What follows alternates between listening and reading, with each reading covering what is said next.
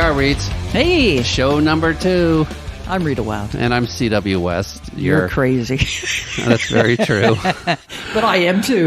Yeah, it's okay. And that's why we get along so well. Exactly. Wild West. Yeah. Anyway, this is the second edition of our podcast. You've posted everything up on Facebook and Instagram. Yes, it is. You got some really good responses. And I just want to say thank you to you for organizing all that stuff. And you're the one behind the scenes that created the website.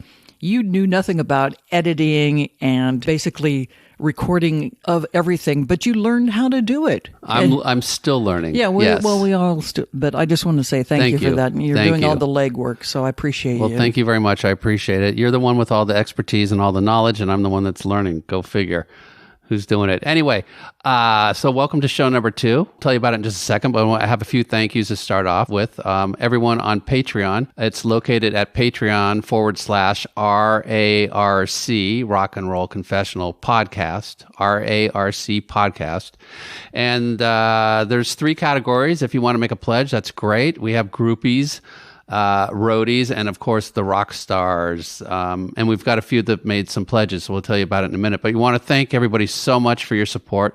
For as little as $1 a month, you can join and help guide us through our shows.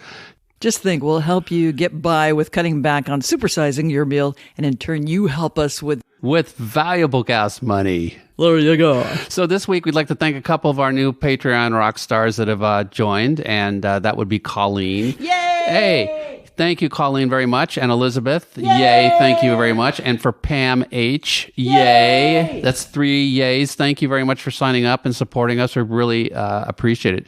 And also want to thank everybody that subscribed to Rock and Roll Confessional, those that have rated the podcast, and especially on through iTunes. And those of you kind enough to leave reviews. Thank you very much. You rock. We've got 5 stars out of 5 stars so far. I don't know how many have rated us. Probably one person. It's probably me when I was in the middle of the night just wanting to make us look good. Test it. But whatever.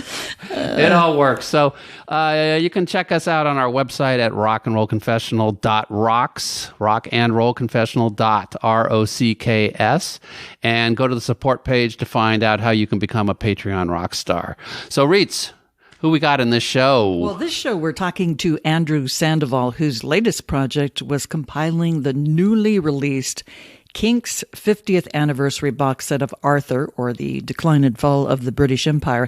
Andrew talks about the concept of the album, what it was like working with Ray Dave Davies, and all the bonus material that is included in the box set. And we also talked to Andrew about playing and going on tour with Dave Davies, along with his radio show, Come to the Sunshine, plus working with the Everly Brothers and how he became the manager of the Monkees. This is such an amazing show with a guy that has so much knowledge about classic rock artists. So pop your headphones on, kick back in your oversized beanbag or whatever, and enjoy this interview with Andrew Sandoval.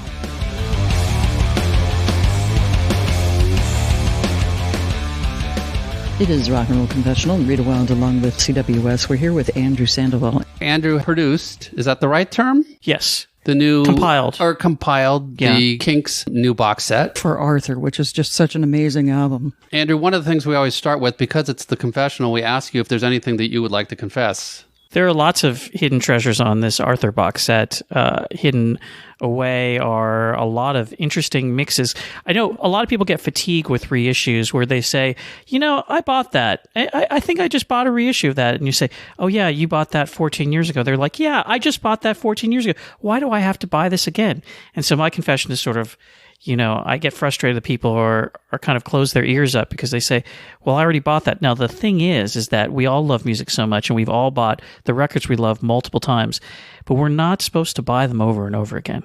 That's the thing. And most people, it's lost on them. They think, if I own this, why do other people need it? I own it. I don't want to have to buy it again. Yeah. It's because there's the temptation with all the bonus tracks and the extra art and other things to buy something over again. And we're not doing stuff deliberately. People always say, did you hold back on things that you didn't put on some other things so we'd have to buy it again 15 years later or whatever? And I sort of say, I don't have that much insight or forethought to what the future will be.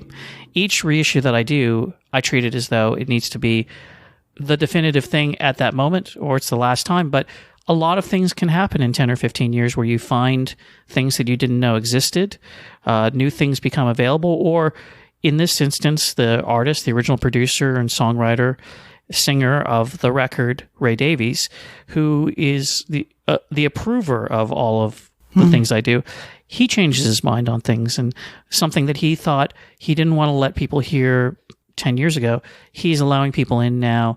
He's seeing things in a different light. He changes just like everyone else. So it's not a conspiracy to make people buy things over and over again.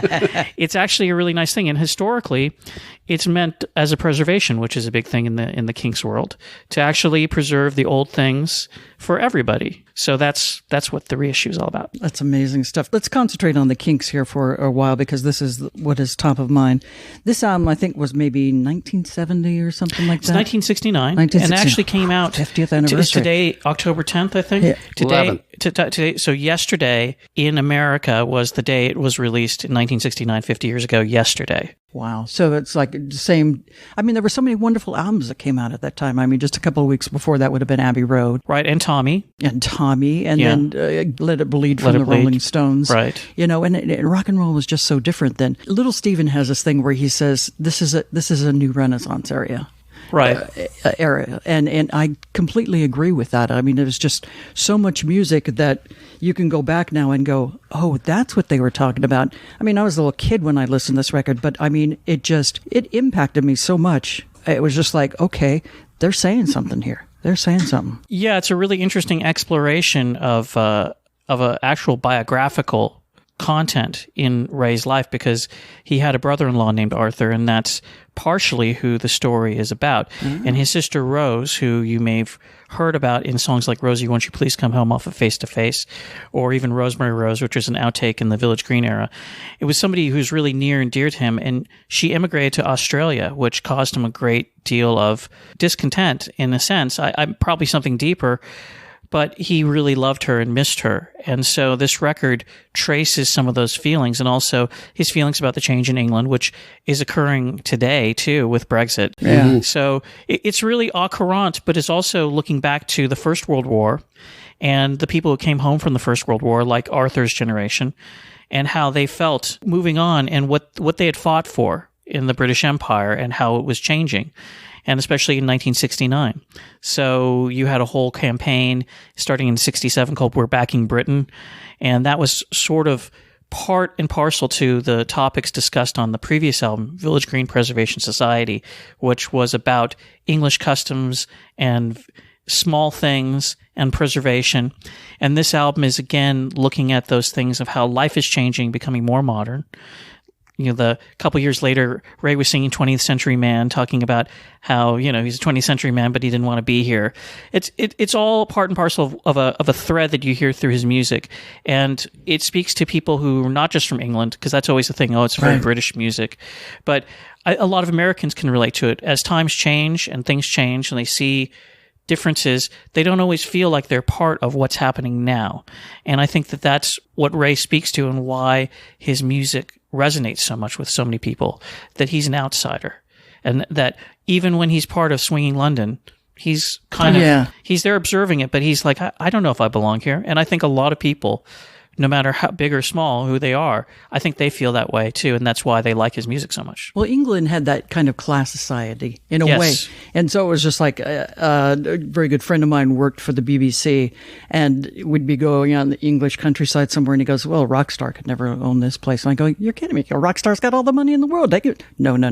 You have to be like special royalty to own this place, right? So there was really a class sort of system, and Ray was a great, I think, spokesperson for that. I'll never forget as a kid hearing that song, Waterloo Sunset. It's like I didn't know what it meant, but it meant something to me. And then the first time I went to England and saw Waterloo Station, are you kidding? This is what he wrote about? The water? Okay, now I get it. Yeah. And it just like all those songs, I think like the early 60s stuff, like the Animals and the Kinks, they had that raw rock and roll energy and a bunch of angst. And they were one of the few bands that kind of had that and kept that in that spirit of rock and roll. Right. Well, it's also interesting in the British class system, no matter who you are, how famous you are, you can't transcend what your place is in your mind, I think. I grew up around a lot of British people. I had a stepfather who's British, and I visited England a great deal. And I would always see that, based on your accent from what part of England you're from, or if you're from Scotland or Wales or Ireland, you're really an outsider, and you can never get past that, and then also if you have a posh accent, then that's seen as something bad too. I mean, it's a lot more of a class system than we have in America. Our class system is here, but it's a little bit more invisible, where, if you're famous, you can buy whatever property you want in Beverly Hills, but you may not, now maybe you can get into any golf club you want or whatever, but in England, there are still, the lords and the ladies who have the privilege. I think America was different because America was bigger. I mean, England's about the size of Oregon, right? Right. So it's like, and you've got all those people. I always wondered how was all that creativity coming from there? Here in America, it was just more spread out. I think the racial divide was obviously clearer, but then you had that in England too, with, the people from India coming and living there. So it was just really interesting to learn about that class system. I know I'm going off on a tangent here, but no, it's just so much that your show, Rita. No, well, so much that Ray was talking about Victoria, Well, I think that's the other thing, is that melodically he's so strong with all of his songs. You can sing along without knowing the intent, and it doesn't change the feeling that you have and what he's writing about. He has such a gift for observation with his lyrics.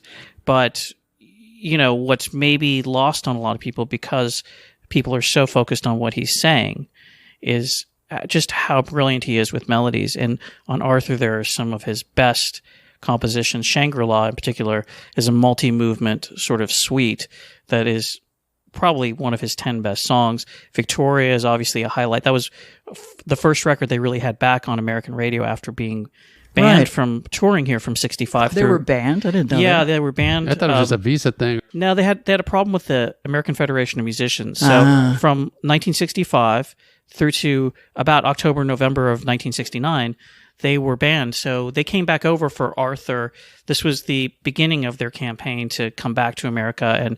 And then they really based themselves in America in the later 70s with their Arista records and things. Yeah. So it's interesting. It's an interesting history. I mean, so many great rock and roll classics. I remember reading somewhere about Bruce Springsteen sitting in a room with Ray Davies and a couple of guitars. They're going, okay, so show me how you wrote You Really Got Me on the guitar. I want to know. I didn't write it on a guitar. I wrote it on a piano. Right. It's like, what? Are you kidding me? It's like, wow, just amazing stuff. So you've got like You Really Got Me, which you still hear, because, Van Halen and all the other acts that carried it. But Van Halen used to love doing his, the Kinks material. Yeah, they did a lot of other Kinks. They did Where Have All the Good Times Gone? Yeah, apparently when they were, in Pasadena, before they were a recording act, they would do tons of Kinks covers. Yeah. They were big Kinks fans. Yeah, it's great stuff. But I wasn't aware of them being kicked out of the country. But now that all makes sense. 1969, Arthur comes out, and it's a more viable political situation with everything that's going on in the world. So that kind of allowed people to access Victoria and think about it in a different way as well. Yeah, Reprise Records, which was their label in America through 1971, really believed in the Kinks. So through all those years, they had signed them in 64 as a license through Pi Records, which were their label distributors in England. And they still kept putting out the Kinks records despite them not having hits after Sunny Afternoon. Mr. Pleasant was sort of a bubbling under kind of hit. But those great records that came out, Autumn Almanac and Waterloo Sunset, those were not chart records in America.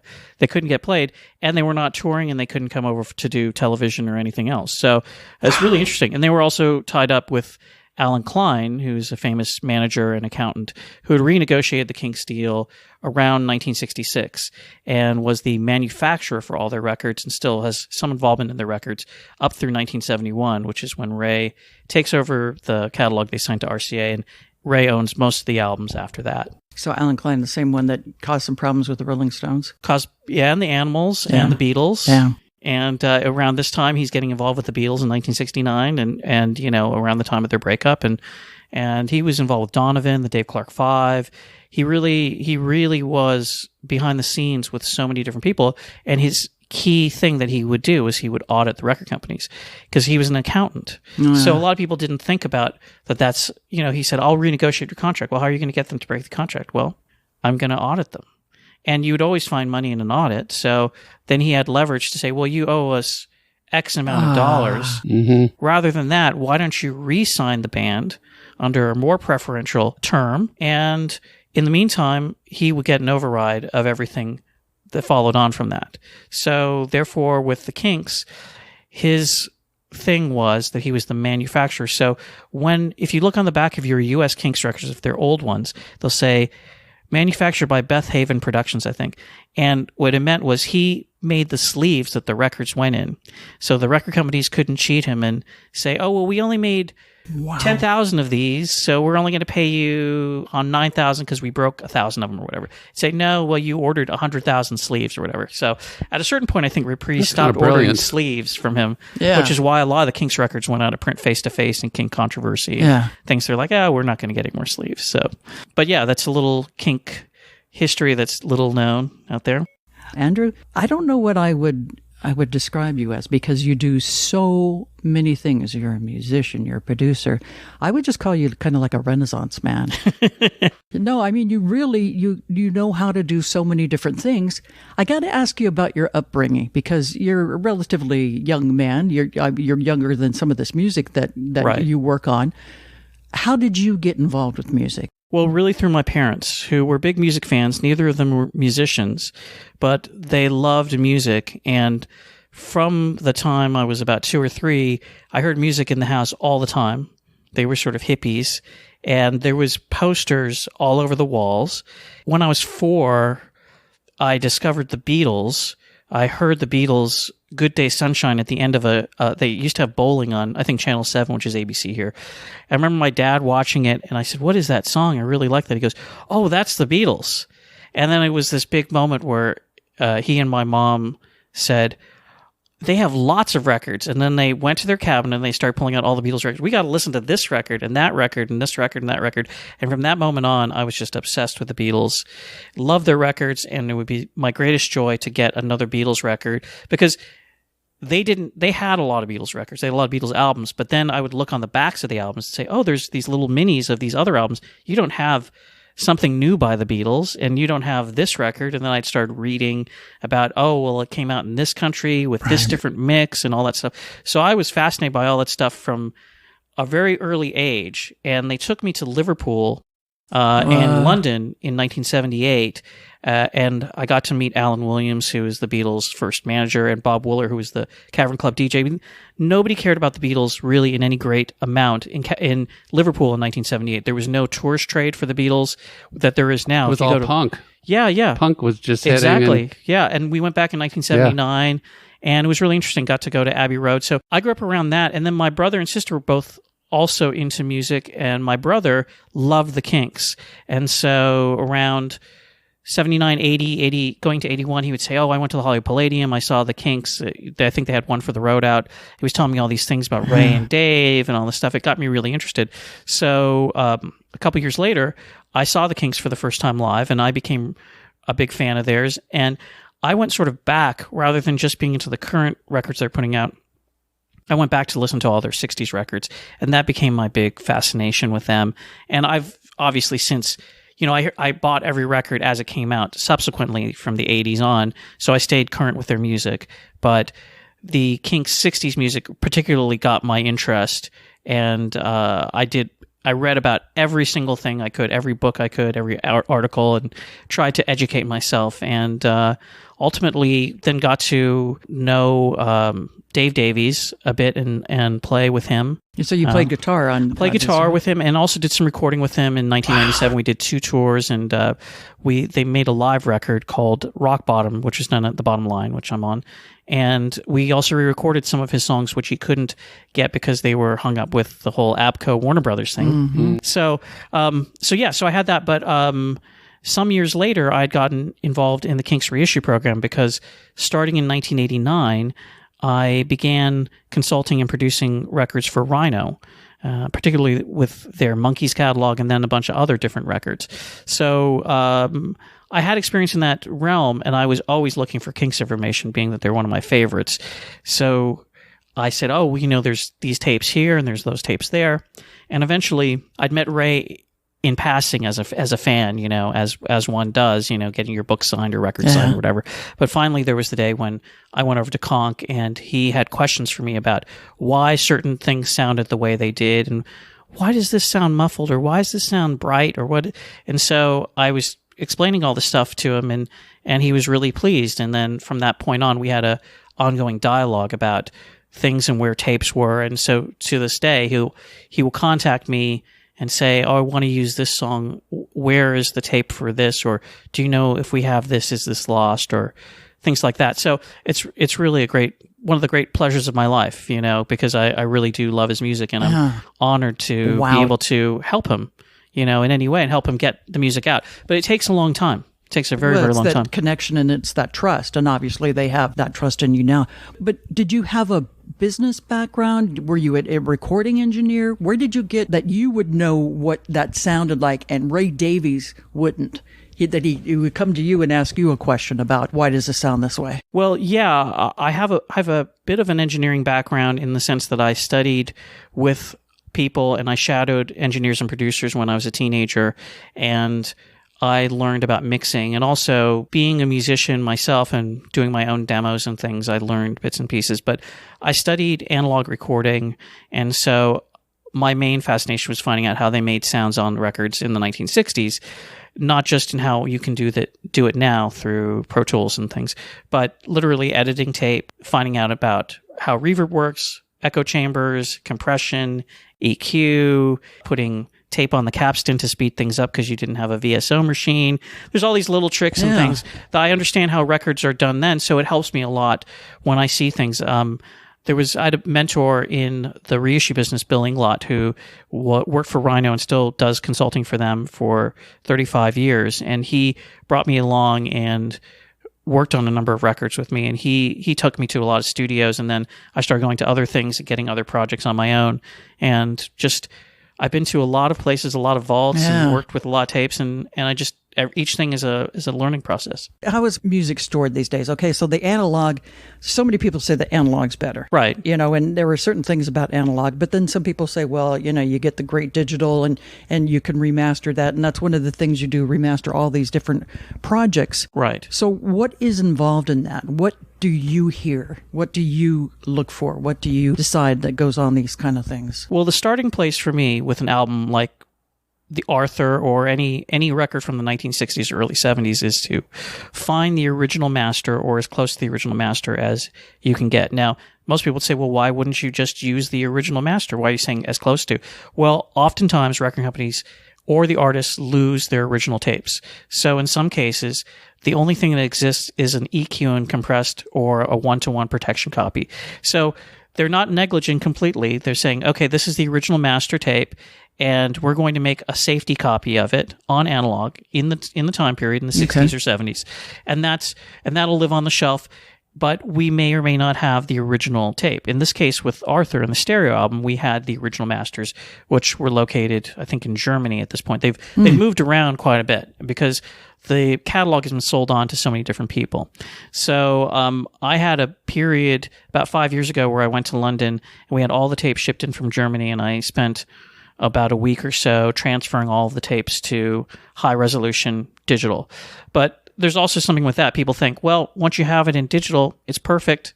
You can just work off of that, do your own EQ, do compression or whatever. The issue with that really is how good the transfer is. And that's not how good the resolution is. You could have a high-resolution file of a terrible-sounding tape and never be able to get anything out of it. The real key is when you transfer the tape, having it transferred on azimuth. Because the azimuth is basically just one little screw that moves the tape head back and forth. And every tape machine that you put a tape on is different. It runs at a slightly different speed. It's not digital, so it's imperfect. And where the head sits on the tape is a little bit different. So if you have stereo, that's left and right, the tape is split into two things, and where the dividing line is a little blurry. But you can throw the machine out of phase and you can hear where it is if you have the original tape, and you can adjust the azimuth. But once something's transferred to digital, it's like a PDF. It's set in stone. Frozen. Yeah, it's frozen. You're not going to mess with it, which is good because it's preserved. But on another thing, if it's not done correctly, then you're a little bit, there are azimuth adjusting Pro Tools plugins. They don't fix the top end of the thing, which is what you hear the really beautiful extension on the top end when you have the azimuth just dead on. And then you have to check speed with everything. Yeah. But there is a way to realign to get as close as possible to everything? Yes, within the analog realm, if you have an analog tape machine and the original tape, you can do that. But how do you find like some of these analog machines? I mean, so many studios are out of business these days. It's like they're really more common than you'd think, Really? because a lot of people use them for different things, and the places that I go to have analog machines, and there's always a lot of analog machines around. So they're not as scarce as you'd think. But it's also, digital has a lot of great benefits in that things like resyncing things or fixing small ticks and pops, all that stuff is so much easier in the digital world. Whereas in the old days, we would sit to take out a click or a pop out of a tape. We'd actually take a razor and try and slice out the little thing and then The old cinch editing. it back together. Yeah, but now you can do it just seamlessly and perfectly. So by redrawing the waveform. So all that's really technical stuff, but that's the real answer. That's where you start. And then you move on to bonus tracks and bonus material or added value or whatever they call it these days. And that can be in all kinds of different places. That can be on the multi-tracks. In some cases, that's the process by which when they go into the studio, they record on multiple tracks. The bass and the drum are on one track and the guitars are on another and the vocals are on another, so they can have all the separation. And then there's the mix down where they add reverb and compression and EQ. So that's the stage before all that happens. So you have this sort of unfrozen picture that allows you to hear different elements, like, oh, there's a totally different vocal they didn't use, or there's these different guitar parts they decide not to use then, but they sound kind of interesting now. And, maybe Ray will want to hear that. So there's those things. And then there's acetates, which are records that they made at the time before everybody had cassette tapes and reel-to-reel machines. They would make these acetate discs, which they look like 45s or they look like LPs, and they're sort of soft metal, and they could cut them on a lathe. And so they would take a snapshot, like a Polaroid, of what your session was or your mix was at that day. But oftentimes you take it home. You always hear stories about the Beatles going home with their acetates and playing them to their friends or whatever. And they go, oh, I don't like this bit. We're going to go back tomorrow. We'll fix it. And then they erase over the part they don't like and they fix it. But the acetate is this snapshot. So you may have a different vocal that will get erased over and will no longer exist anywhere. There's no Control Z to get it back. Yeah. So on this box, we have a mix of the song Australia, which was on an acetate that a collector, Doug Hinman, had that was done for the TV show that never happened. And it had overdubs on the ending that were not on the final multi-track, and they're gone. So the only place they existed were on this disc, and so he sent them out to me and to my studio here, and we transferred them. Wow. And Ray said it was okay, and they're on there as well. So everybody gets to hear it now. It's preserved. Wow. That's pretty amazing. So in this box set, there's 5 songs that have never been released. Right. Were these all part of the Arthur theme? And were they just discovered when you started going through these tapes? And are there more? Well, there are no more songs from the Arthur sessions that haven't come out beyond this box set. And the totally unreleased songs, meaning not alternate versions, not alternate mixes, that are included on disc 4, were selected by Ray Davies. And they're in the theme of the album, but they were not recorded in 1969. But they are to do with the characters on the album, and he wanted them included. There are also on there his original home demos of some of the songs, and also he had the Kinks to his house, and he recorded them rehearsing all the songs on the album. Wow. So he had all those and presented those to him, and he decided to include a couple of them, not every single one, but that's quite interesting. But again, it was fairly primitive. It wasn't a professional recording. He had a reel-to-reel machine at home that he was making demos on. He put a microphone in one place, and the Kinks set up in his house, and they played sounding like full volume with full drums and electric guitars running through all the songs before they went to the studio to arrange them. So, but that's how so much music was recorded back in the day. And it's just like, how did they get those sounds out of there? How were they able to not really isolate, but, you hear the drum track, you hear this, you hear the, the clicking, that kind of stuff, and just mixed beautifully. And it's just like, they didn't have microphone here. They didn't have like 20 microphones on the drums. Right. It was just like you said, in front of the Vox amplifier or whatever. I still think the best drum sound I've ever heard, in engineering is two mics, one on the kick drum and one on the overhead. But a lot of people got into close miking every single element, that the tom-toms and the hi-hat and everything. And I don't really like that sound as much. It's funny, we had one of these home rehearsals that Ray was sort of on the fence about including, and he said, I played it. He has a full-fledged commercial recording studio in London called Kong. Right. He's like, I played it to the young engineers here, this rehearsal that's very crudely recorded. He goes, they said they would kill to get a drum sound like that. Because, it's just one mic, and he's recording the entire band playing in his living room, basically. But he's like, the drum sound is so killer because it's so unique and ambient. Yeah. So, and real. Kind of funny. Yeah, exactly. I mean, it's just fascinating when you think back on some of the music, and I think a lot of the music that you work in, that you specialize in the remastering, is from a certain era. Right. Like you do a lot of the Monkees and then the Nugget stuff, and early Bee Gees. I mean, people forget that the early Bee Gees were. It's before disco. Oh my God! I mean, that's some great stuff. New York mining disaster, all that kind of stuff. So melodic. I mean, you had all the harmonies there and stuff, but it's just so amazing. And looking at some of the other stuff that you have on your wall here with Everly Brothers, my God, what a great harmonies. Yeah, and that was a real dream come true to work with them. I did this. I've done actually several box sets on the Everly Brothers, but this one in particular, Heartaches and Harmonies that I did for Rhino around 1994, I think. That was a really wonderful experience because growing up, hearing all the rock and roll lore and reading magazines and stuff, you always heard about the fractious relationship between the brothers, Don and Phil. And so it's a theme for you, isn't it? Don and Phil, Ron and Ray Dave, Barry and Robin, Gibb, No, it's not sibling rivalry. I do really like harmonies, but I have worked with, and I did work with the Beach Boys a bit, so I have all the famous family harmony bands in my back catalog. But with Don and Phil, I interviewed them separately for the box set. We did a really nice career spanning box set, 4 CDs, and the coolest thing was at the very end of the project, we had the proofs for the artwork. We brought them up to show the two of them on the last date of their tour that year in 94. And their tour manager said, okay, well, Don is really excited to see you. This is after the show. And so you'll sit down with him, and then you'll go see Phil's in his dressing room. You'll see him separately. And I said, oh, great. And that's what I was expecting because I talked to them both individually.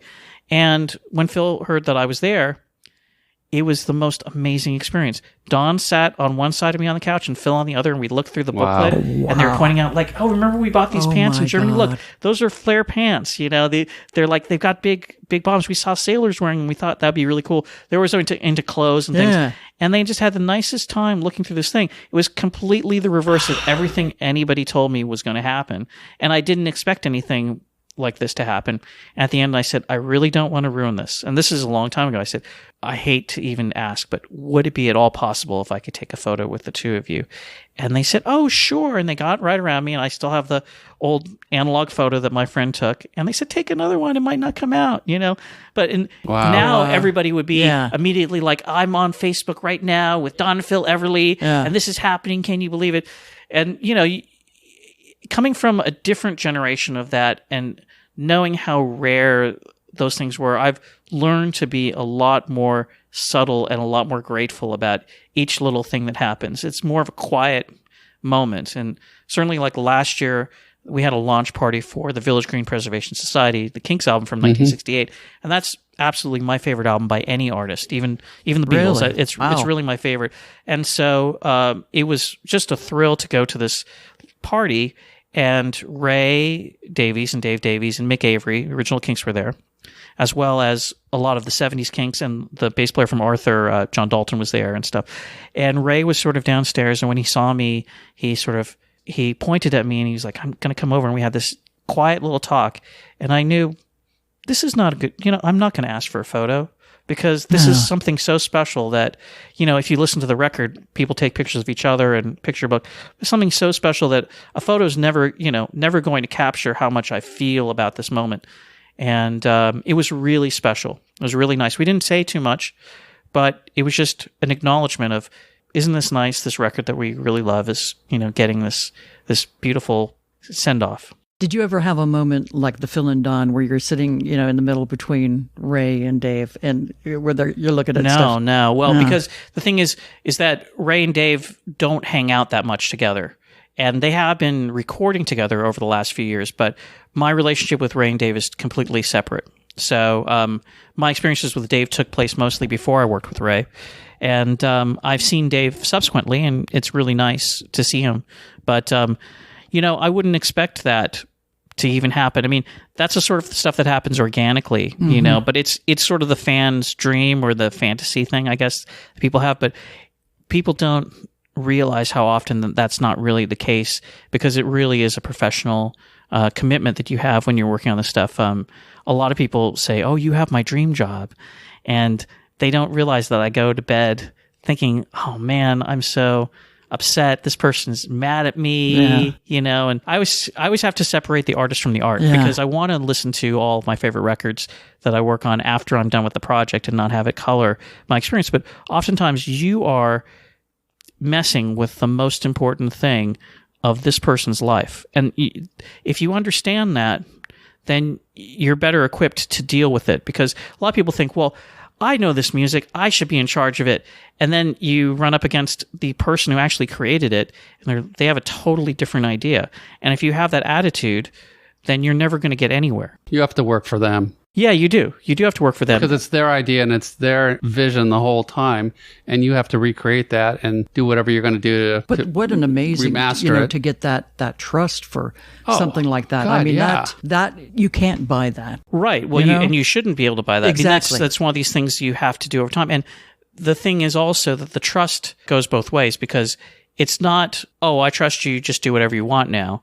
It's your trust works for today, and then for tomorrow, you have to renew your trust again. That's true. So each day it keeps you honest. Yeah. And you have to be willing to make those changes. If Ray says, I don't like this. Yeah, it's coming off. And put your tail between your legs and accept that, again, that it's his project and you're just there to be guided. You play it for him again another month or two later. He goes, oh, that's great. A few years later. That's happened, But yeah, and to respect him and his wishes, because it was interesting, the last project we did, Village Green, he wrote some notes, and we used a few of his home recordings, his demos, which there are some on Arthur as well.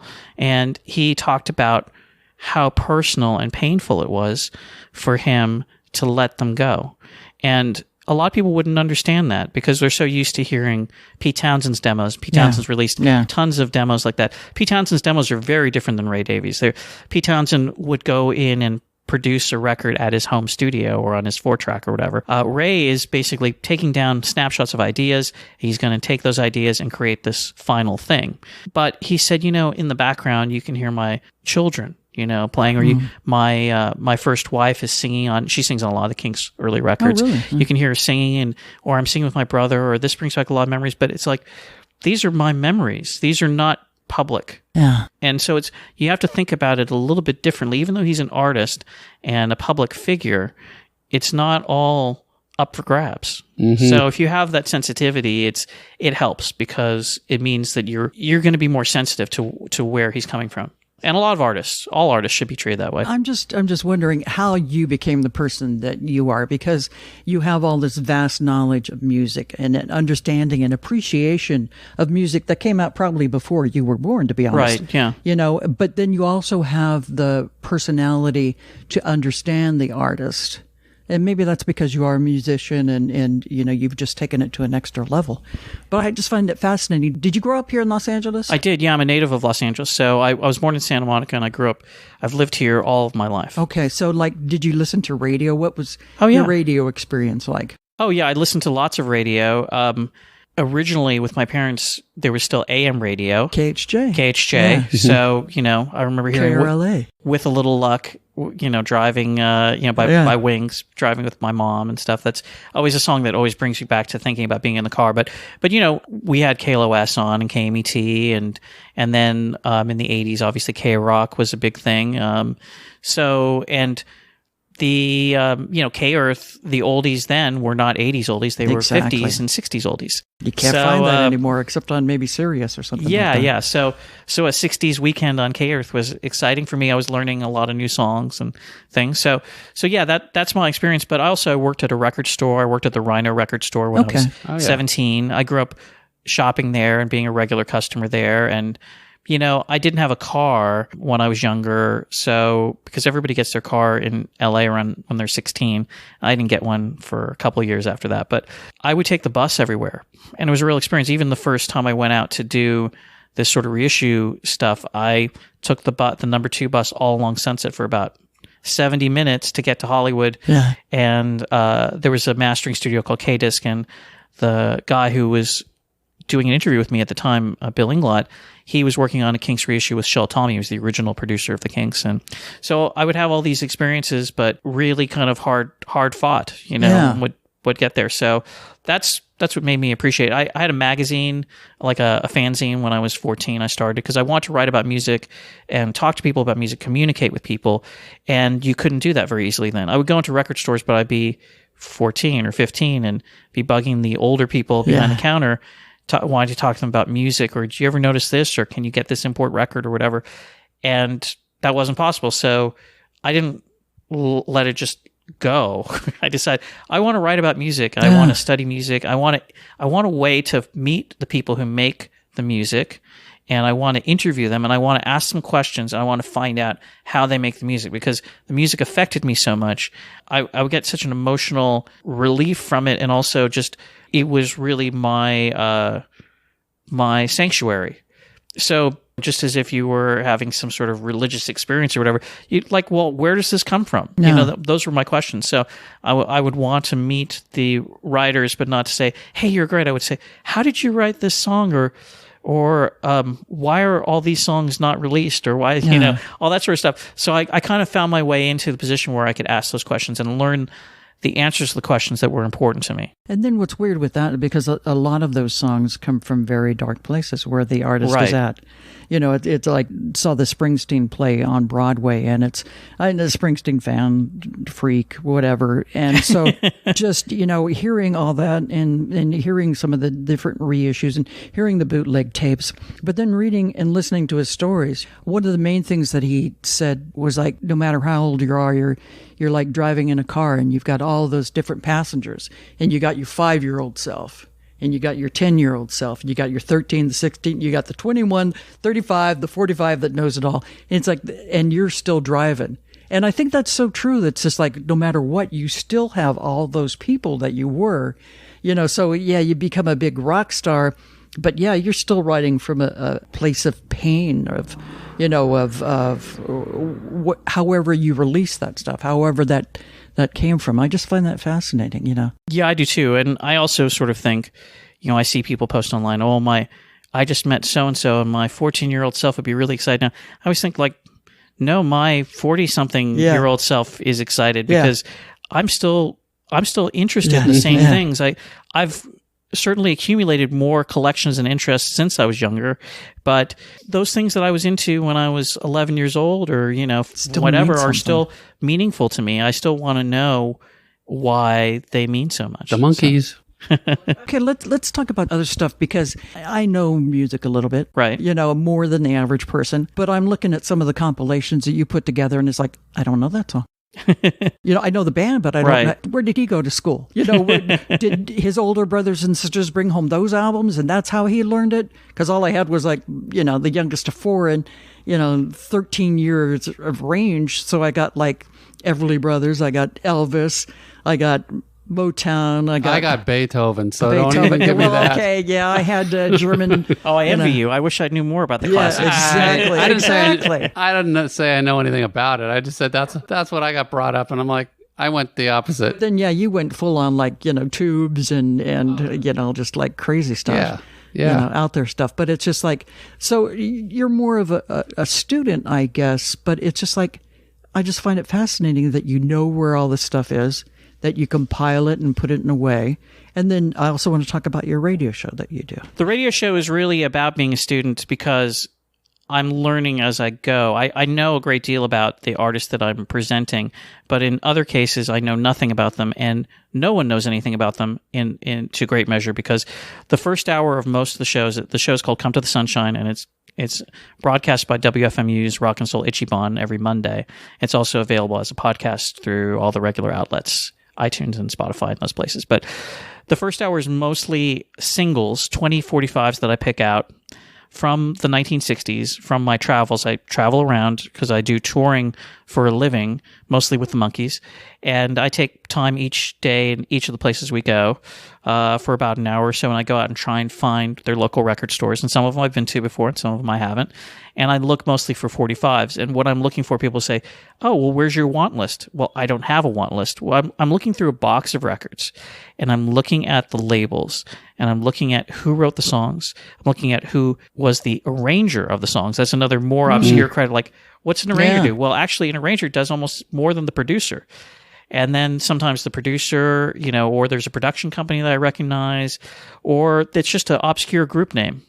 And then I'm hoping that they have a turntable, a listening station there, and I'll needle drop the 45s for a few seconds, and I'll get a really good indication within 2 or 3 seconds of if it's something I want. And so then I just listen to them for that brief amount of time. I buy them, and then I bring them home, and then I give them the full listen, and then I try and figure out how they fit in the jigsaw puzzle of what I'm doing. I'll present 20 of them each week, and then the second hour, I will do a spotlight on an artist, like, say, Billy Fury, but not Billy Fury's early records, his late 60s records that weren't hits, but I'm not playing them because they weren't hits. I'm playing them because I think they're really interesting and people maybe haven't heard them. Or an arranger, and you'll say, why an arranger? Well, if you heard a bunch of Jack Nietzsche arrange tracks back to back by all these different artists, you'd say, oh, wait a second. Yeah. I hear a thread through all of these. And that's his contribution. Or producer. I did a long interview with Lenny Waronker, who's famous for producing a lot of records in the 70s and 80s, but in the 60s, he started out with Harper's Bazaar, and he did early Randy Newman and Van Dyke Parks and the Everly Brothers and lots of other things. So we went to his office, and we listened to a bunch of his records together. And it's an extension of how I was growing up, because I would always try and beckon people into my room, at my house, and say, hey, listen to this record with me. Take 2 or 3 minutes and listen to this with me. So that's what the show is. So I'm building this encyclopedia of the stuff, because it's too much to remember. There's a lot of obscure artists, and then it's all this other stuff. And so I make them so that they will play well for posterity, not just, okay, well, this is what I'm into this week, or this is the new stuff. Mm-hmm. It's more like preserve it. Yeah. So I'm digitizing lots of stuff. It's not stuff that's necessarily been on CD or is up digitally streaming, or you can't even necessarily find these things on YouTube in bad copies. These are things, they're my discoveries, and I'm doing it as it happens. A lot of it, I've have no idea what this is. I was looking through some of the shows, and I'm like, I don't know this music or the band. And it was you might like it, though. That's the thing. Absolutely. Exactly. No, then I started listening to it, and I came to realize, like, this is really, there's some great psychedelic stuff that I was listening to. And right, yeah. And it was amazing what was on there. Not that I can tell you what it was, but if you go back and listen, because I don't know if all your shows are up on Podomatic. For the most part, yeah. A lot of them are. There's about 150 or something up there. Yeah, so you can go to Podomatic and check out the shows, and there's some incredible songs and music on there. Yeah, so for people who don't know what Nuggets is, that was a compilation that came out in 1973 on Elektra Records, and it was put together to sort of highlight these no-hit wonders, people or kind of one-hit wonders. But it was so interesting in 1973 that Lenny Kaye was sort of looking back at this stuff that had only come out about 5 years earlier. So if I said, I'm going to do this incredible record, it's going to be all about the music of 2014, and you'd be like, yeah, well, that just happened. But in 1973, this record sort of went down, and it's spun off all of these imitators. There's been Rubble and Pebbles and all these other things, and I've done some entries in the Nuggets series as well. So that's kind of the blueprint for this thing of discovery of, I like this kind of music. You would go into a record store. If I like such and such, what do you recommend? Oh, well, there's this and that. Have you ever heard this or whatever? So it's kind of a follow-on from that. Have you done the actual Nuggets? Not Yes. the first one, but you've done. Yeah, I did 2 volumes of Nuggets for Rhino, one called Come to the Sunshine, which is where the name of my show comes from. Sure. And then another one called Hallucinations. And then I did a box set, which I was nominated for a Grammy for, which was called Where the Action Is, Los Angeles Nuggets 1965 to 68, because Los Angeles is my hometown. And I grew up loving the Kinks and the Who and all of these British groups, a lot of the 80s British groups too, Squeeze and Elvis Costello and Madness and all kinds of different groups. And it took me a few years, I mean, not that long, but then I discovered, oh my God, Love, the Buffalo Springfield, the Leaves, you know, and then going deeper, it's like my hometown has some of the coolest music ever. And I would go to other places and they're like Los Angeles. Yeah. That place, I lived there for a few years. It sucks, you know, and I was thinking like, that's where I'm from. I love Los Angeles. And so little by little, I start to accumulate LA-centric stuff from that era, from the time when the Whiskey A Go-Go opened in 64 through to the time of I look at the bookend as there was a guy named Derek Taylor from England who was a publicist, and he worked for the Beatles. And then he was out of employment with the Beatles, so he came to Los Angeles and started working for KRLA. And he worked with the Byrds, who are kind of the quintessential LA band. And in 1968, he was invited to come back and run the Apple press office. And his going away party was the Byrds with Graham Parsons and Gene Clark. Wow. And he worked with all of the great LA artists. But I always think the time when Derek arrived to the time Derek left is this special moment. And that's kind of what that box set covers. There was a TV show at that time too, wasn't there, called Where the Action Is, which is a weekly Dick Clark show. It was actually not weekly, it was daily. It was on 5 days a week. And they would take musicians and bands out to weird locations like speedways and have them mime to their records. And they'd have a lot of covers and stuff. There were a lot of local TV shows that don't exist anymore. There was Groovy and It's Boss and Shivery. Obviously, people have seen Shindig and Hullabaloo because those have been put out on video and DVD. But there were a lot of 9th Street West. There were all these local LA things because there were local LA radio stations. There was KBLA, which was out of Burbank. There was K-Earth. Not K-Earth, KRLA and KHJ.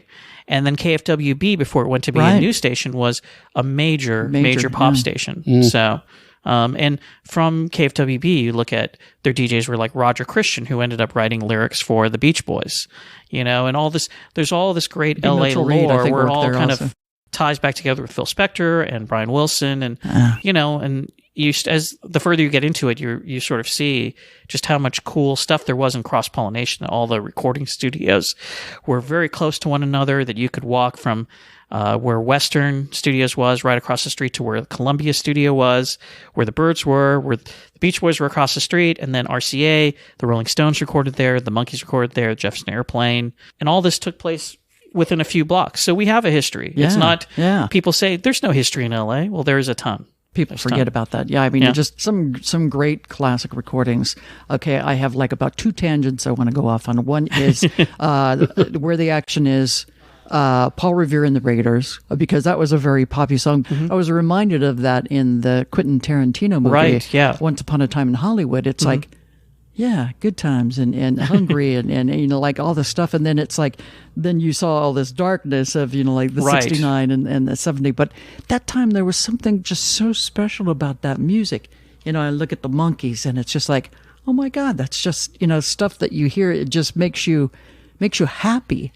And then I forget what the other tangent was, but I just found another one. But it's going to like the Wrecking Crew and all these. So like you had people with the Monkees, who most of them were musicians, but you know they didn't get to play on their records. Right. Well, not initially, but and how frustrating is that? Yeah, it was very frustrating. I mean, where I sit, being a little bit younger than the music that I'm fascinated by, and being into finding out about history, I have a nice spot that I'm existing in, because for a lot of people who grew up in the 1960s, they grew up in a time when it was like, you like the Beatles or you like the Rolling Stones, and the Monkees suck, and if you like Jerry and the Pacemakers, they're super lame, and I only like Motown, or I only like Stax, or I like this. I can like it all, and I do like it all. And there's tons for me to learn about, but I don't come from that junior high school mentality of only being able to like one thing or being embarrassed because I have Chad and Jeremy records or something. I mean, I can enjoy all that stuff in its own space without thinking about if it's lame or if it's cool or if this person's going to like me. So I get to enjoy and appreciate it. With the Monkees, I grew up watching them on Channel 11 here in LA, KHJ TV or whatever. Or no, that's KTTV. Yeah, KHJ is Channel 9. 9, yeah. Anyway, so I discovered them, and the fascinating story about the Monkees is that I've had this long relationship with them, but it started out where I saw them on TV, and I had a record player in my room, and I wanted to play their records because the only time I could hear their music, because they weren't playing it on the radio in 1977, was when the show came on, and so I asked my parents, can I have a record by the Monkees? And they went to the record store, and all the records by the Monkees were out of print. Now, years later, I would fix all of that for everybody, but at that time, they weren't in print, and they weren't also, they had no value because those records sold in the millions, and by the mid-70s, they weren't collector's items. They were things that people were throwing away. So my father went to a secondhand record store, and he saw a guy try and trade in the Monkees albums, and they said, we don't take those here because we have too many of them. We don't need them. And he followed the guy out, and he bought them off of him. And then I had the first 5 Monkees records growing up. So it's kind of thanks to my dad for getting those. I, learned about them. And years later, when they were having the revival on MTV, it sort of reignited my interest in the Monkees as well. And I collected their other records and then just sort of studied their stuff and then got involved in their catalog, and then got to know them personally. When I became their A&R person, I'd interviewed them a number of times, and then I saw this need for somebody to help them organize their business, and who actually really liked them. They had a lot of people who worked with them and were always interested in a speculative way, like, oh, the Monkees, I'm going to make $1 million. It's going to be fantastic. And they'd go out and they'd promote them for a tour, or they do some project with them, and like, these guys are a pain. Well, I'm done with them. With me, it's a little bit different. I sort of say, they're really great. I know them. I want to help them. And we're kind of like family. So whatever happens, we'll figure it out. And so we've had this long relationship. So I produced their concert tours for the last 8 years. And 15 years ago, I wrote a book on them, which is a day-by-day history of all their recordings, which includes the information about all of the session musicians who worked on their records, as well as TV shooting dates and filming and things like that. And I'm actually working on a revision of that for next year, which I haven't touched it for 15 years because it was but how such exciting a big deal. And all the stuff that you've learned since then, too. Exactly. Yeah, I have a ton to add to it. Yeah. And all the information you're able to get from it all. All the studio musicians, all the additional people that were part of all of that. Yeah. So I started out at the AFM, in 1990, going to them and looking at the union contracts, because it wasn't just, you go interview people and then say, oh, yeah, so-and-so played on this record or so-and-so played on that record. That's not really research. That's an interview. And they're not always right because people's memories aren't always correct. And some of the things I've said here may not be 100% accurate. You need to actually back it up with something. So I went to again is the AFM is the American Federation of Musicians. Okay. And so I went to the Local 47 on Vine Street in Hollywood where they had the contract stored. And I got permission to look at the contracts. Wow. And there were hundreds of contracts because the Monkees recorded about 400 different sessions between 1965 and 1970. Yeah. And then part of my job, I went through and I went through every single session tape that still existed for the Monkees that had been in the hands of Rhino. And a lot of these session tapes, because cost wasn't an issue for them, they would just leave the tape rolling. So you have the session musicians talking to the producer, like doing multiple takes of things and changing the arrangement. So there's all this information there. But sometimes the Monkees are in the studio and they're recording. They're playing instruments, and you can tell. They're saying, "Oh, could you play the drums differently, or could you do that?" So there's actual proof that it's Mickey playing the drums, not just. That's awesome. I think it sounds like that. Yeah, that's really cool. Yeah. You also have their conversations like, "Oh, well, we're going to go to this party later," or so and so. Remember yesterday when we were recording, this song? Well, we want to do this, and so you say, "Oh, wait a second. Okay, well." This is recorded on this date. They're talking about what happened yesterday. So you have all of this resource. And obviously Mark Lewison, who did all the work with the Beatles history, is a big inspiration to me. And, I met him, years and years ago and read his books, and that was the basis of why I did my book. But you kind of learn bits and pieces of how to chronicle the history rather than, well, I talked to so-and-so and they said it was this. A lot of the times people have memories of things, and I know with a lot of the Wrecking Crew musicians, they played on so many sessions, 3 to 5 per day. If they were, making all kinds of money, and I played on that record. Oh, I played on that record. Well, they were playing on a backing track session, which is the music that you hear under the singing. And usually the singers, unless it's Sinatra is singing live with the orchestra, isn't there. So a lot of times in the 1960s, people would do competing versions. Oh, Paul Revere and the Raiders have a record out on Action. Oh, well, we're going to cut a cover, and we're going to see if we can get it on another radio station. And so the people aren't wrong when they say, oh, I played on that record, but it's maybe not that version or the one that's the hit version or whatever. You really have to have more details than just a straight up interview. But then sometimes you do have somebody who's got a great memory, and you can use that interview in conjunction with all of the actual fact. So, but the historical perspective of all that stuff, I'm worried where that's all gonna go. I mean, fortunately, you care enough about the product so that you're gonna make these the best that you can make all of these records, all the different backing tracks, and you know how to do that. But there are other people that, just in other countries are just like, we'll take it off this cassette tape. And it's like that. It's like some of the CDs that were made were taken straight off vinyl. Exactly. Right. And that still happens. Yeah. It still happens to this day. Because it's expensive to get the tapes and it's expensive to transfer them. I mean, it's an expense. And people say, well, I'm only going to make $1,000 off this entire project if I'm going to spend another $500 to transfer the tapes. I'm not going to do it, so then you think, well, why even do it at all? But it's to have that kind of ethos, I guess, and to be a sort of a true believer of the music and want to perpetuate it in its best possible way. But it's I've learned to just live and let live because it's not for everybody. Not everybody wants to do things the way I want to do them. There's some people that do a fantastic job and do a better job than I do. So I've just learned it's all part of the one thing. I've only got so much time to do what I want to do while I'm here. And I'm just trying to do as much of it as I can before the window closes, preserve as much for future people.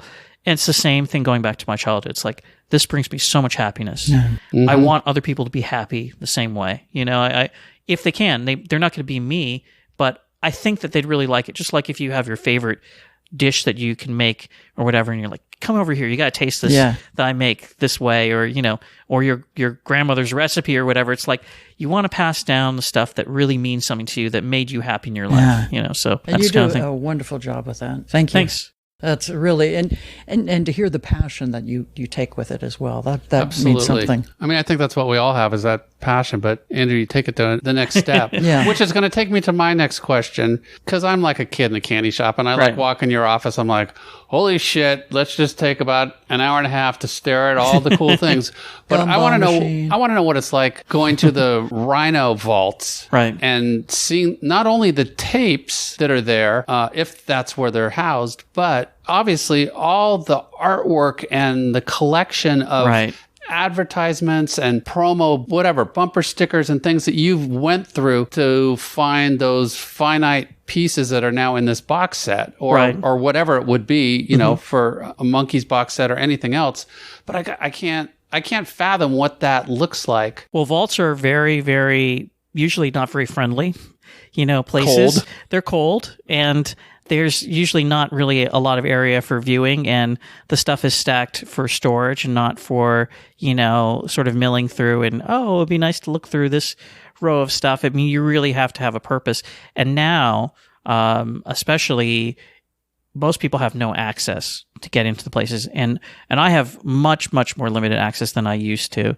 So it's a different thing. I mean, but there were great days where you used to be able to look through artwork, what they call job bags, where the original designer of the thing would put in their original paste ups for the record sleeves or their paintings or whatever else.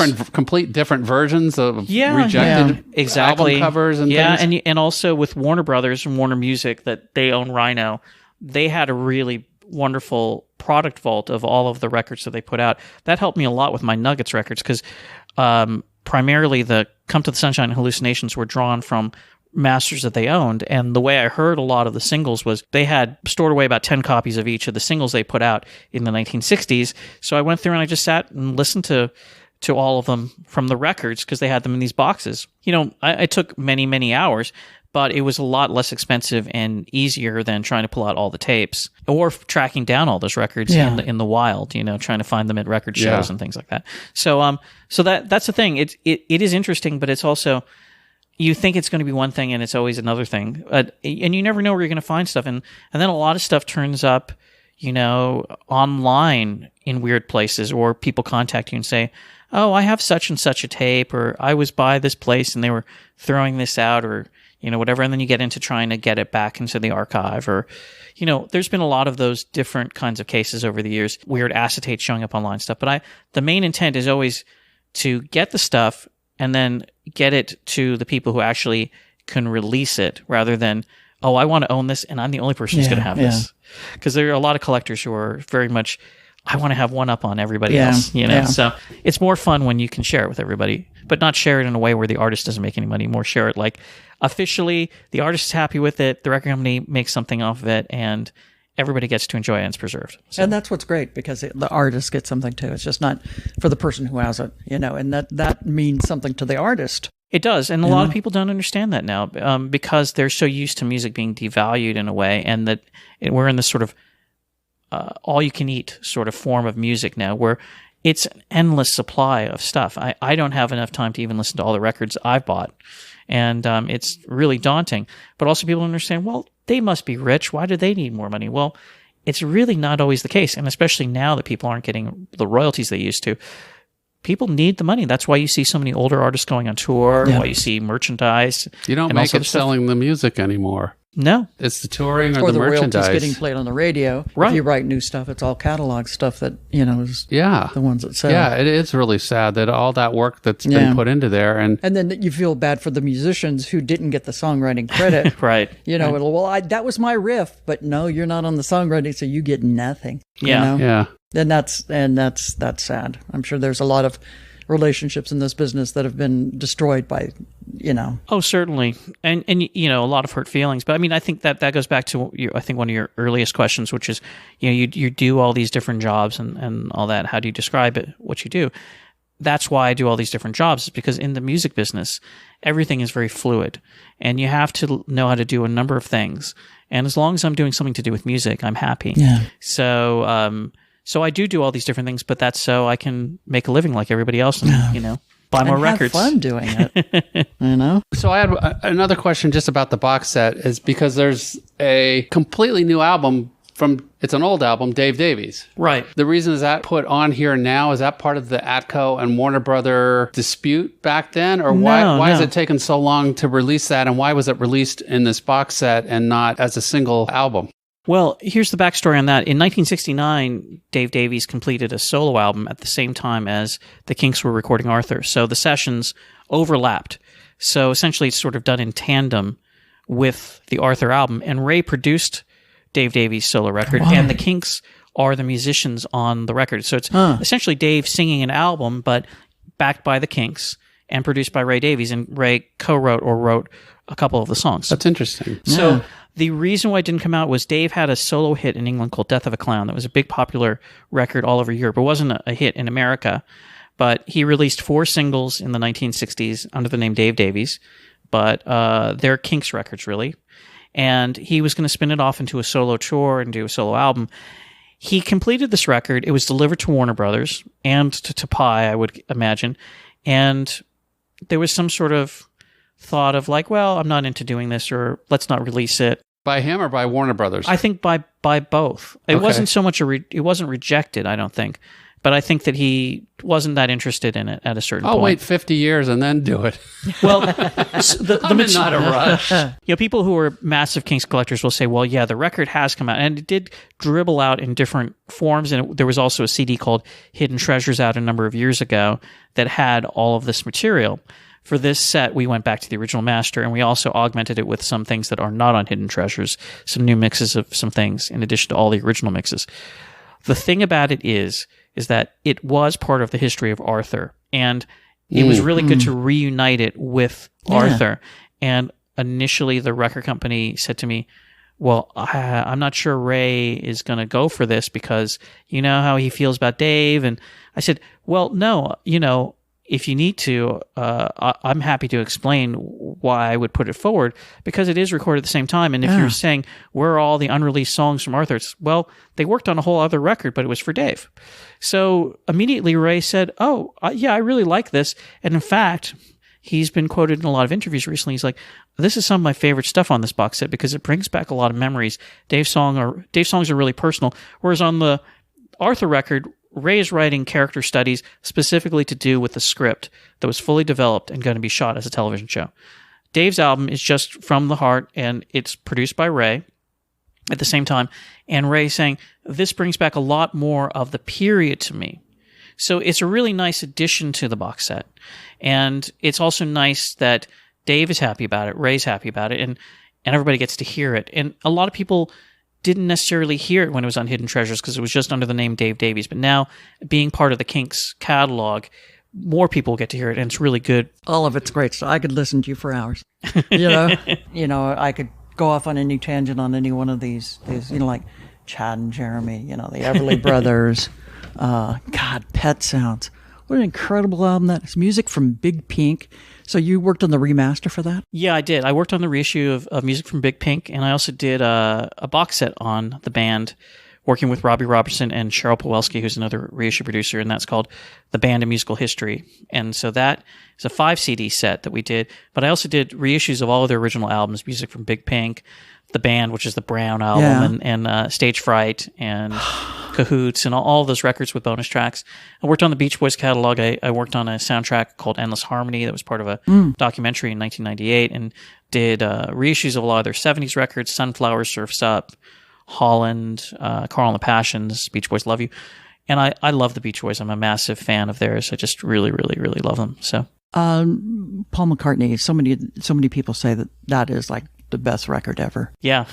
So, I mean, in your opinion, is that one of the best records ever? It is. What makes it so? Pet Sounds is a fantastic record, and I think it's got a great depth emotionally, and also for the time, it's got an amazing production as far as the density of stuff that he packed on to it. So I think that's what kind of turned Paul on, was the emotional message, the beautiful melodies, the counter melodies. I mean, Brian is one of the greatest gifts as far as a composer from any era. If you look at American composers of the last 100 years, and Brian has to be among the greatest composers. And where his music hits you isn't always lyrically.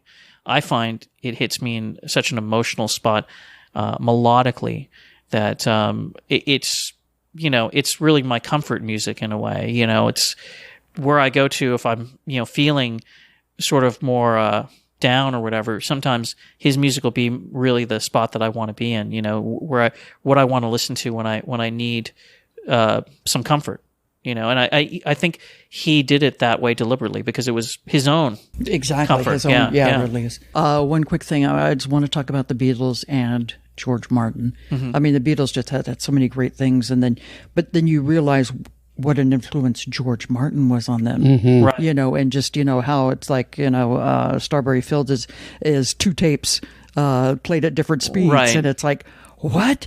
I mean, when you think about everything that was done on Sgt. Pepper or Abbey Road that you could do on your phone now. I mean, it's like 2-track, 4-track, basically. It is. It's all 4-track, and it's a lot of 4-track bounces, but the thing that you don't get about that of why it sounds so great as a 4-track, because there used to be an advertisement I would see in the 80s and would say Sgt. Pepper was recorded on a 4-track machine. It was an ad for, they used to have cassette 4-track machines you could make demos on. I had one. And what you don't know is that Abbey Road had a 1-inch 4-track, which means that each track of each channel was like a 1/4 inch wide, which most master tapes are just a 1/4 inch for 2 channels. So the bandwidth that they had for each channel and the richness of the recordings is massive. And they had beautiful microphones, beautiful consoles, and they had an expert staff of people to take them on their journey and translate their ideas, including George Martin and all the wonderful engineers who worked with them. Yeah. So they also were limited in a great way. They had to make decisions, whereas now you've got as many tracks as you like in your bedroom on your laptop. But back then you had to really stand and deliver and do a great vocal. You weren't going to be able to tune it. You weren't going to be able to completely comp it together like you can now. And, you get a great band performance, and then you'd add a vocal, and then you'd maybe add strings, or you'd add overdub. A lot of the bass is overdubbed on Sgt. Pepper. The way they did it was really great. It locked them into certain decision-making. They had to kind of nail down, and that's why it's a bit better in a way than just the limitless possibilities you have today. Also, today, you have to compete with everything that's happened in the last 55 years, Well, also the album. I mean, albums used to be like complete movies.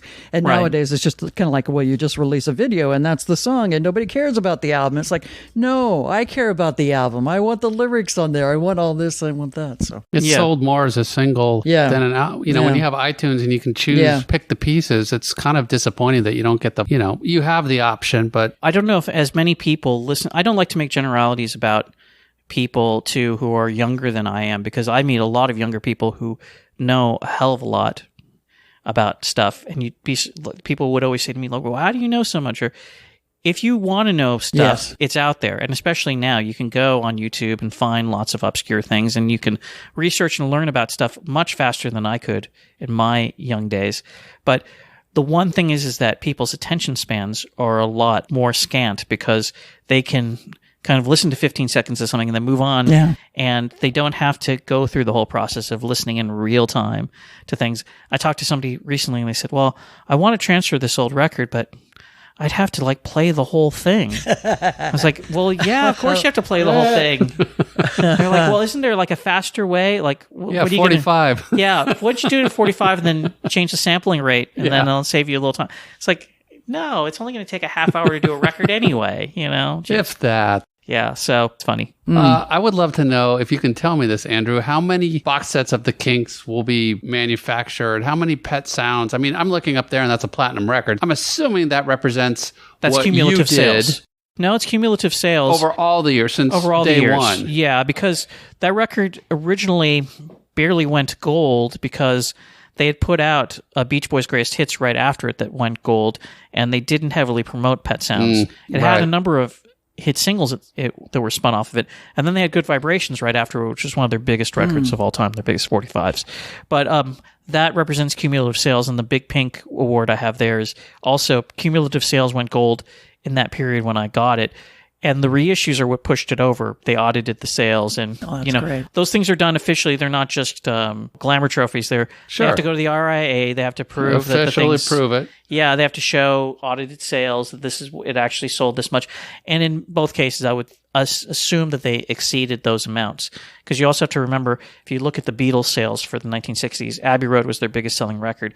I think that's because their accounting and a way of inventory was probably better at that time than their first few albums probably exceeded that. However, so many were sold out the back door, or, they weren't really carefully, they thought, well, we mean, why should we be tracking these sales that carefully? So now with SoundScan, every single sale counts, So how many of the Kinks will be manufactured? I don't know, but I do know one thing, which is that in recent years, what most labels do, and I'm not saying this is what's happening with this, is they make one run of these things, and then when they run out of them, they have to weigh up, do we want to make more? Sure. Because there's no longer stores for them to sit in for people to discover them.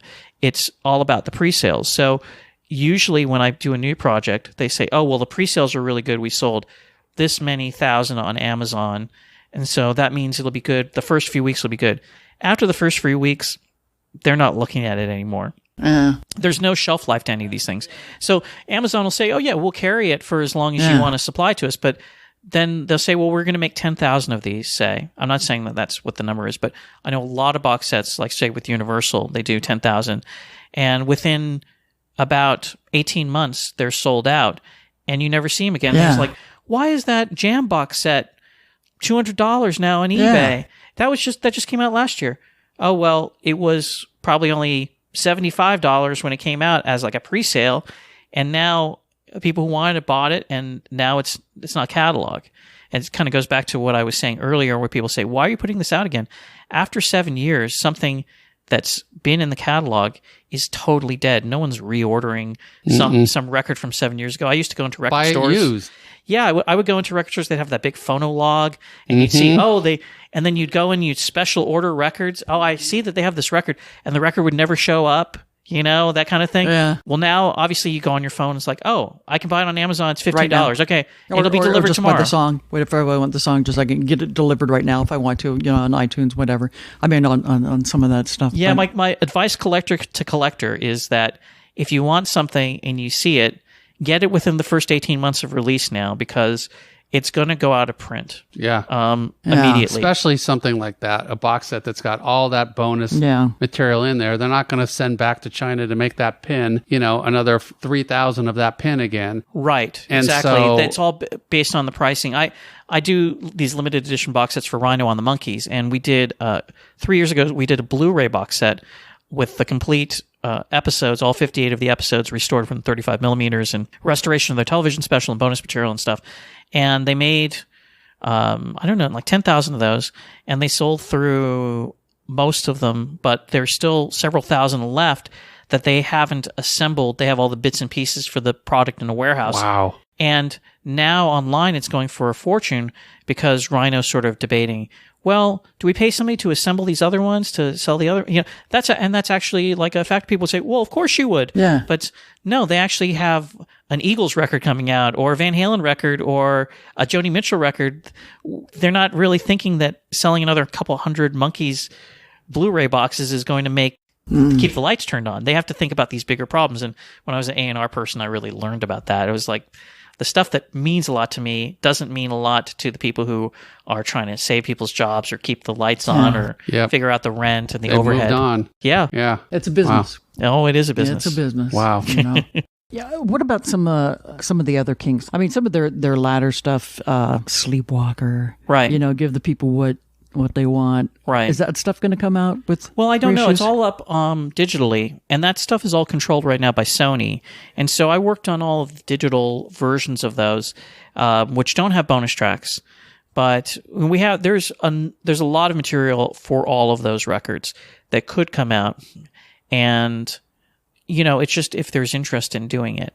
So so far, I mean, I've been interested in doing it, but the market has been changing, and so they've been very lukewarm on employing me to do any more stuff. But I'm ready. Yeah. Sometimes things will take a long time, and years down the line, they'll call me up and say, "Oh, we're ready to do this now." Okay. I never say, "Well, we didn't do it then, so we're not going to do it." I just wait. Sure. But morbidly speaking, I mean, is that as these people get older and older? Yeah. I think that there's going to be Audience is going to start dying off. Yeah. Yeah. I know. But the artist will, and then maybe it's more lenient in the family and their It'll be like trust or Prince, whatever. where all of a sudden then the family just like splatters it everywhere. Right. Well, that's why I feel that I've got a limited amount of time to do all the things I want to do. So I'm in my office 7 days a week trying to do something. Yeah.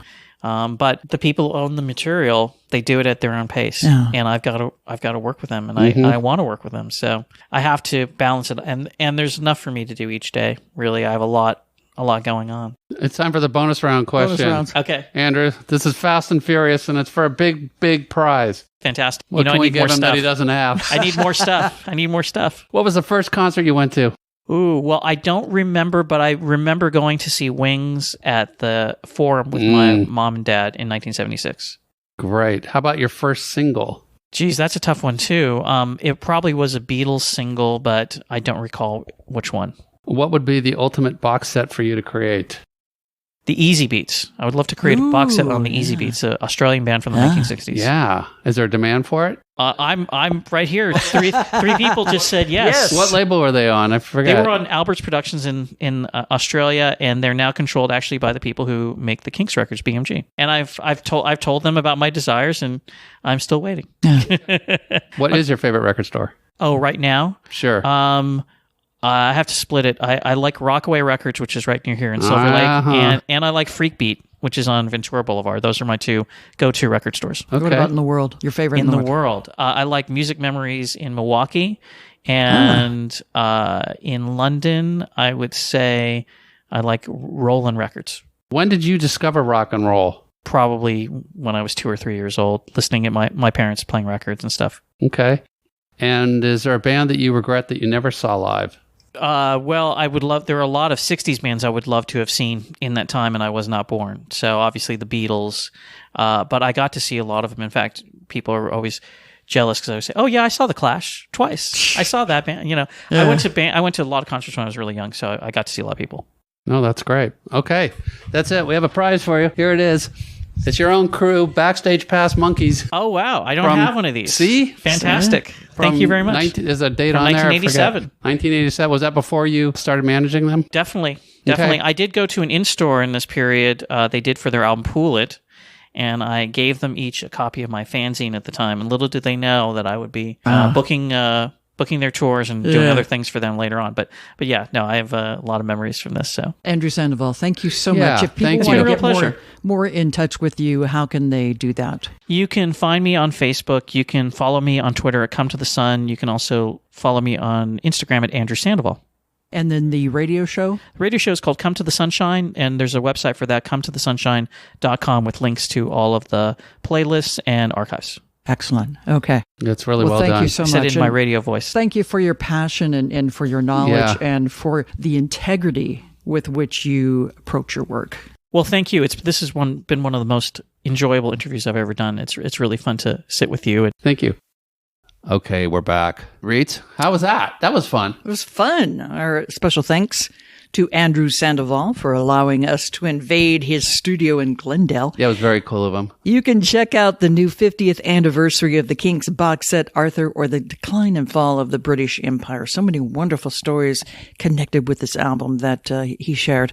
It's available now wherever you buy your CDs and downloads. Keep your eyes open in 2020 for Andrew's updated version of the book, The Monkees, the day-by-day story of the 60s TV pop sensation. You can also listen to Andrew's radio show, Come to the Sunshine, on WFMU.org.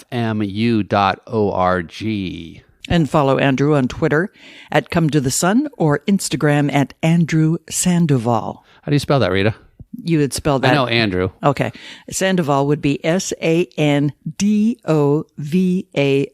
Yes, and a big, big thank you to Elliot Kendall from Films and Music Promotions who helped set this up and put it all together. We appreciate it, Elliot, very much for all your passion in this with us. And for everything. I mean, in passion. He's one of those passionate people. So we have some really great shows coming up in the future, so Yes. please stay tuned. Tell your friends, like us, or whatever you can on Facebook. You can always find show notes and links on our website at rockandrollconfessional.rocks. Rocks. Yes, and special thanks to those rock stars that have been kind enough, again, by donating on Patreon. From the bottom of our hearts, thank you. This is a show that both Rita and I have a huge passion for, and it does take a lot of time and energy and coordinating to put it together. So we thank you for loving us so much. You want more shows. Also, thanks to those that have written reviews and to those that have subscribed on Apple Podcasts. We appreciate your support. You can find more information on our support page at our website, again, rockandrollconfessional.rocks. And follow us at Rock and Roll Confessional on Instagram. And we will see everybody in a couple of weeks for another fantastic show. good one coming Should we up. tell them who it is? Don't tell them who it Okay. is. We We'll won't. keep it a secret. Well, we'll post some Yeah. maybe mystery pictures or something like that. Some teasers. So, all right, everybody, have a great day. Bye. Thanks. Bye-bye.